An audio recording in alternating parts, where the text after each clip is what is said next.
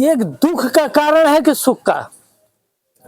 आपके परिवार से कोई चला जाए तो बताइए, आपको खुशी होती है कि दुख होता है? बोलिए, आवाज दीजिए। दुख होता है, खुशी होती है?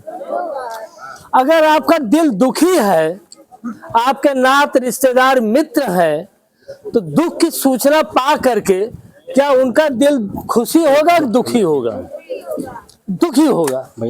और जब दुखी होगा, वो परिवार दुख है, और परिवार को देख करके इष्ट मित्र नात बात या आपको चाहने वाले भी अगर दुखी ही है, क्योंकि कहा जाता है कि सामने वाला अगर खुशी है तो खुशी देख के सामने वाले को खुशी मिलती है, और अगर सामने वाला दुखी हो तो उसका दुखी ही फिर वापिस आता है सामने वाले को।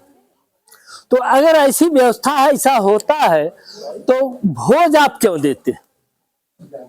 सवाल इस बात का कि भोज खुशी में देना चाहिए या दुख में देना चाहिए? कौन सा भोज? आपका दिल खुशी हो, जिसको आप खिलाना चाहते हैं वो भी खुशी हो, ऐसी स्थिति में भोज देना चाहिए?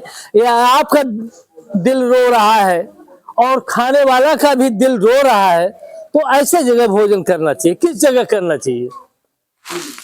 आवाज दें आप सब। खुशी में। तो जो तेरही करते हैं, ये किस उपलक्ष्य में है? निधन के ही उपलक्ष्य में है।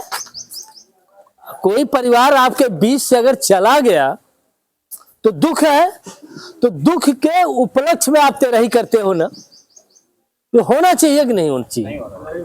नहीं होना चाहिए।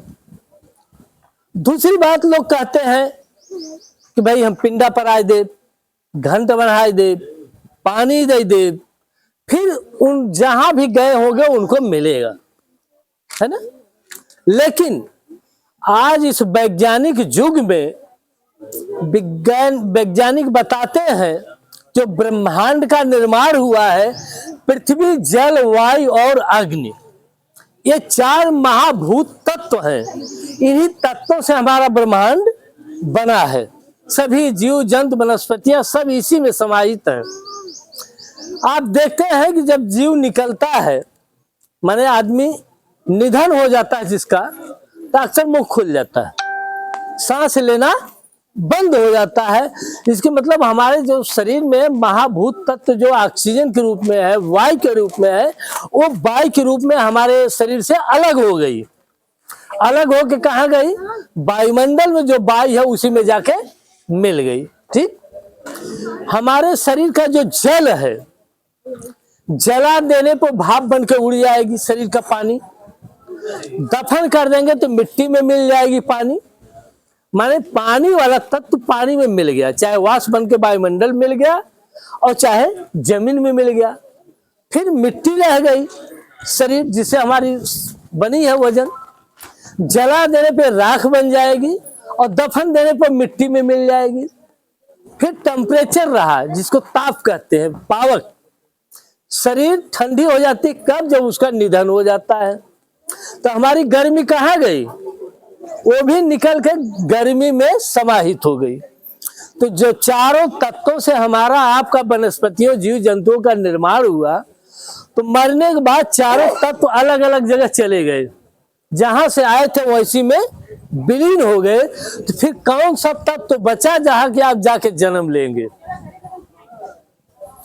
संलयन होने से, मिलने से तो निर्माण हुआ, लेकिन जब अलग अलग अपने महाभूत तत्वों में चले गए तब कोई तत्व बचा नहीं जिससे आप कहीं जन्म लेंगे या उनके नाम पे दे देंगे तो पाएंगे।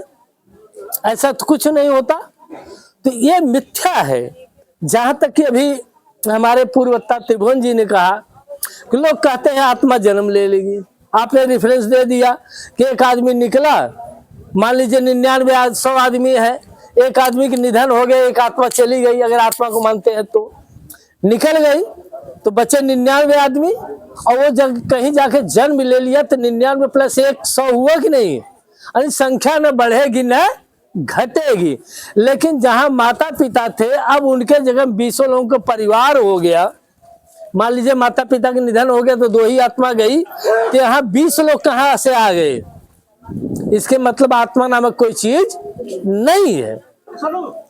दूसरी चीजें हम माताओं से खास करके अनुरोध करेंगे, जो बुजुर्ग माताएं हमारे हैं, ये जानते हो कि हम लोग बचपन में 40-50 साल पहले या 35 साल पहले चेचक बीमारी हुआ करती थी।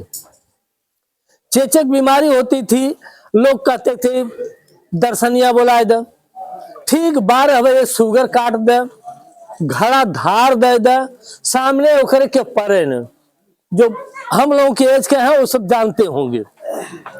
लेकिन आज वो कहाँ चला गया? आज ऐसा होता है? नहीं होता है, क्योंकि जहां शिक्षा का प्रसार हुआ वहां चली गई, क्योंकि चेचक एक वायरस की बीमारी थी।